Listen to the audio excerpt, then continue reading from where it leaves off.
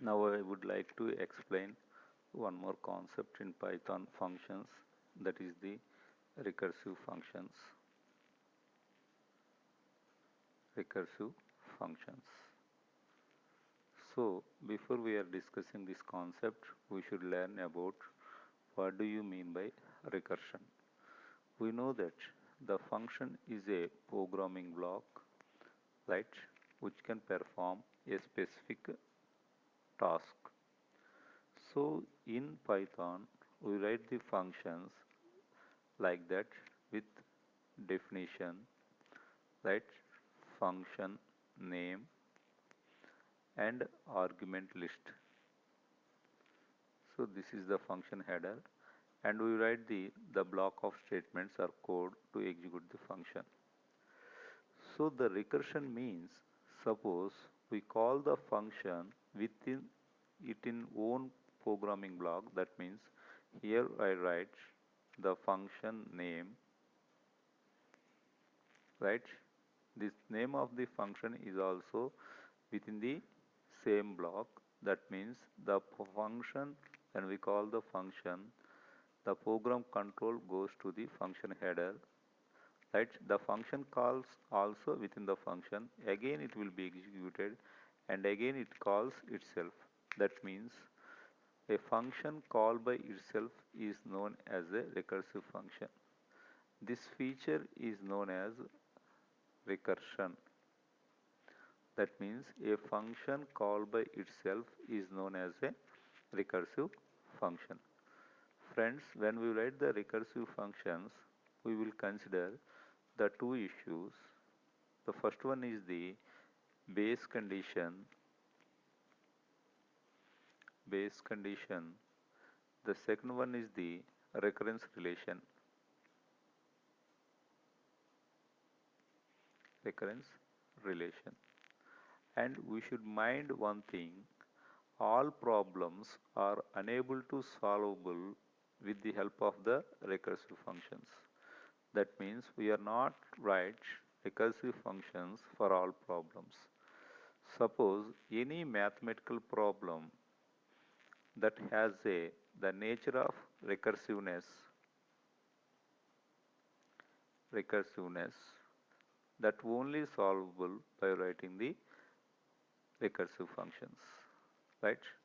And why we are writing the recursive functions means the recursive functions execute much more speedy manner than the normal functions, because these recursive functions will use a part of the main memory that is known as the stack.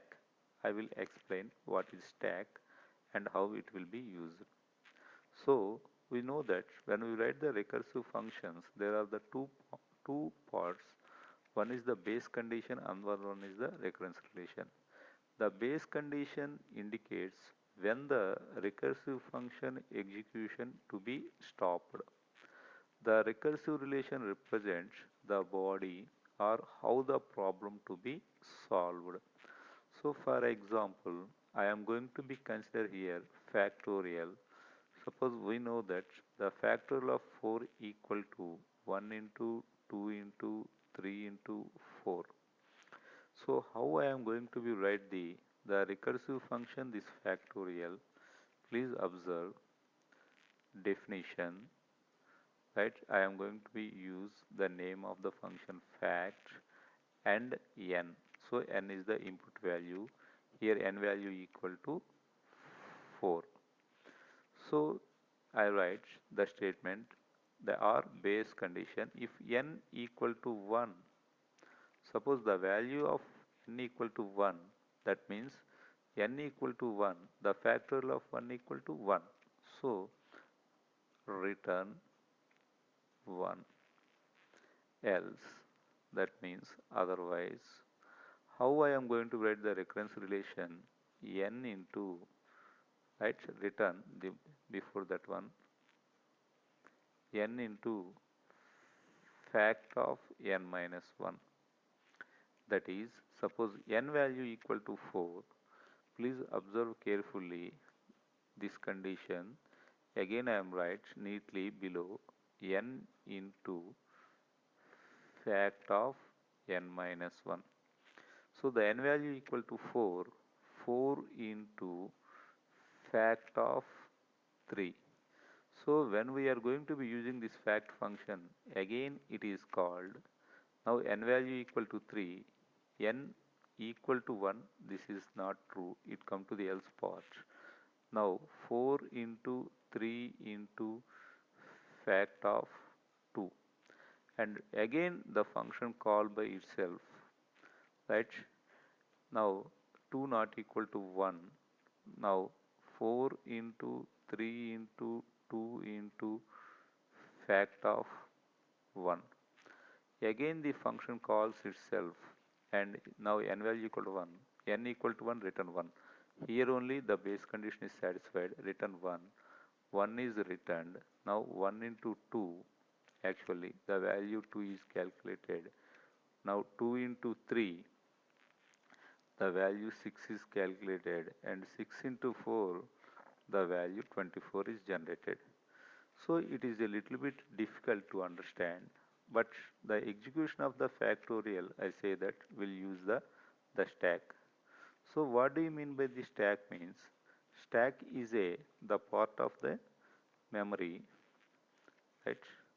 Stack is a part of the memory which is like that. Here we are going to be consider the stack, right? The stack is like that, the set of locations. From only one end, we are able to enter the data and we are able to remove the data from the stack. That means the stack is a one kind of the data structure. Now, this is the 0 location, this is 1, this is 2, third, fourth and fifth locations. So, which locations are filled, how many locations are filled is represented in the stack by using the stack pointer, or simply we are going to be call it as a top.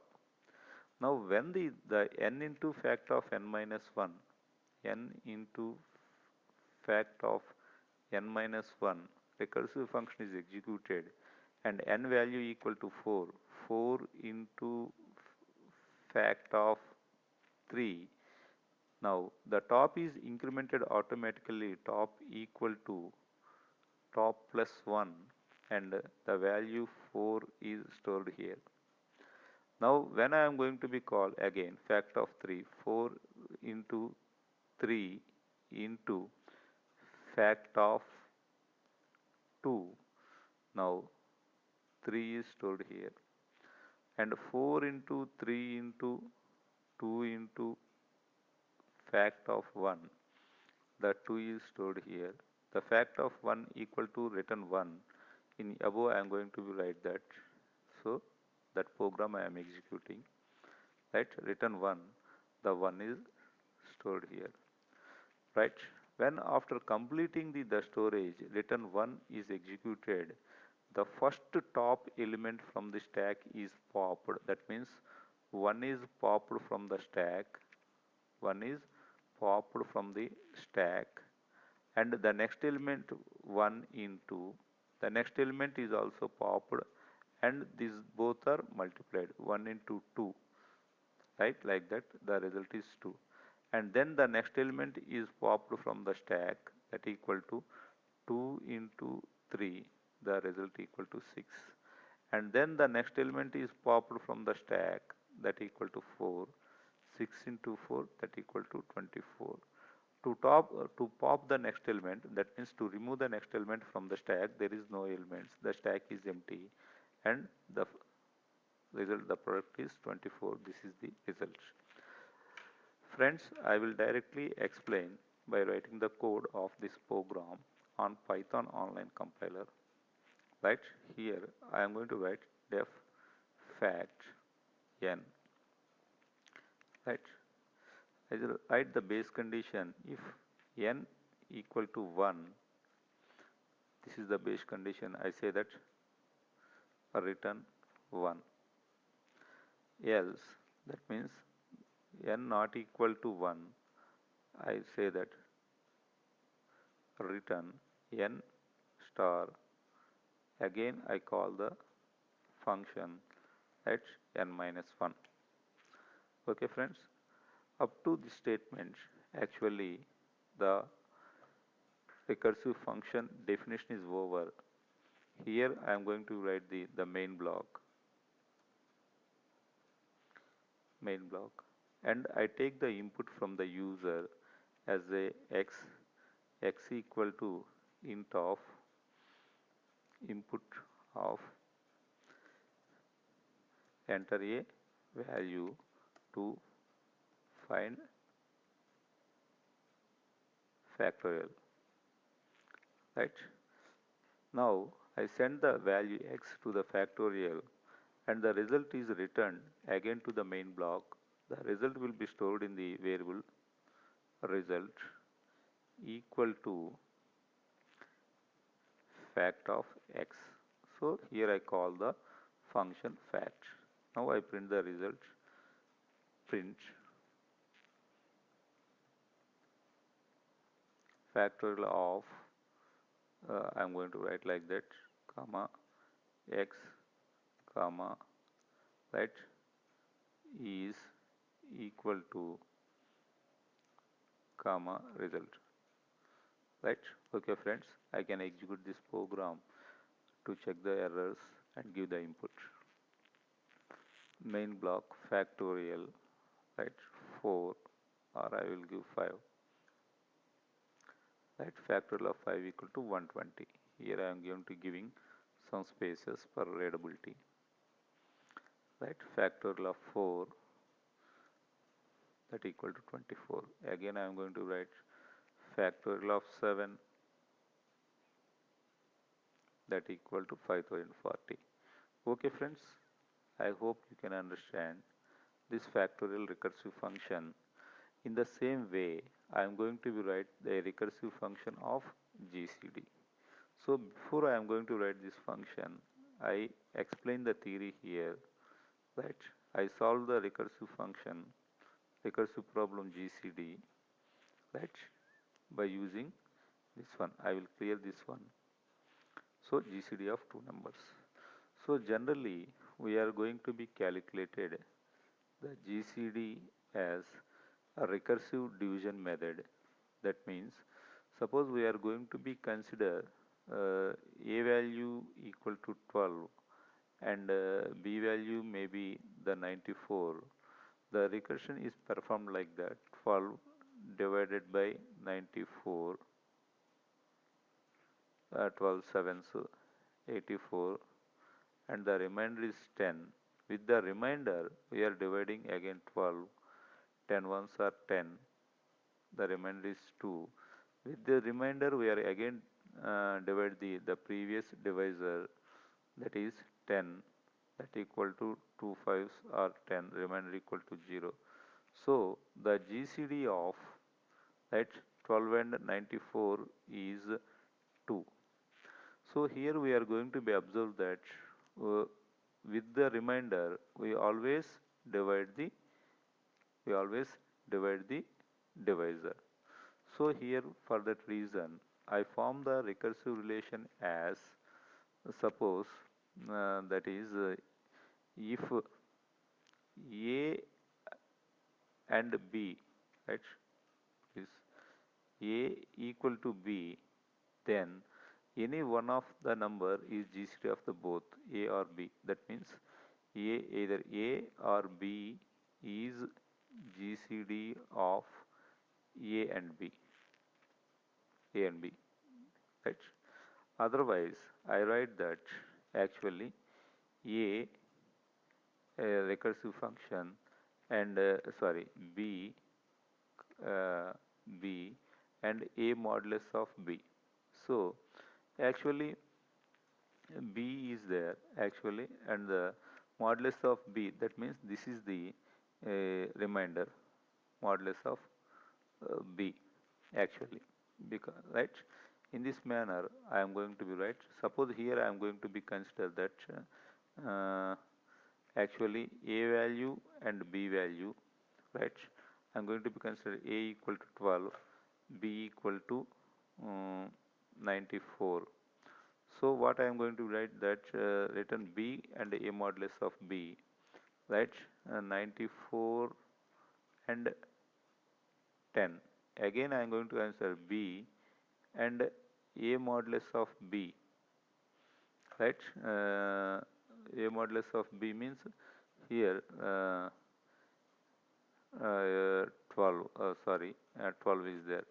Again b and a modulus of b, again here 2 and 10, and finally the value is 0, right? I am going to write the program directly, which will give a much clarity in Python Online Compiler. Definition GCD, right? A comma b, right? I write like that. If b equal to 0 or